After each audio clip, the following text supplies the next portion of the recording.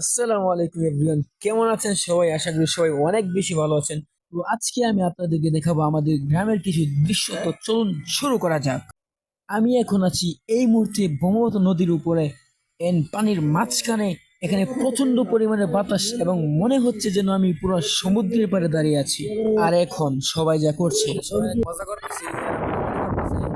এই যে এরা ছবি তুলবো, ছবি তুলছে, ছবি দেখতেছে, ফোন তুললে ব্যস্ত হয়। যে যেমন তো ভাই, এই যে মনে করেন যে আমরা সবাই মিলে অনেক মজা করতেছি, বুঝছেন? আপনাদের দাওয়াত, সবাই ঘুরে দেবেন, সবার লোক একদিন ঘুরতে আসবো এখানে। মনে করলেন কি জানেন, সবাই রেলে আম করবার। এই যে মনে করলেন যে আমরা সবাই বর্তমান পাহাড় খাড়ে রয়েছি, বুঝছেন? এই যে দেখুন পাহাড়ের গভীরতা কত, সরি পাহাড়ের উচ্চতা কত দেখছেন, কত ফিট নিচে। আর আমরা কত ফিট উপরে দাঁড়ায় আছি, বুঝছেন? এটা আমাদের গরিবের পাহাড়। সবারই হঠাৎ করে ছোটবেলার কথা মনে হয়ে যায় এবং আমরা ফান করতে শুরু করি। অসম্ভব মজা ছিল।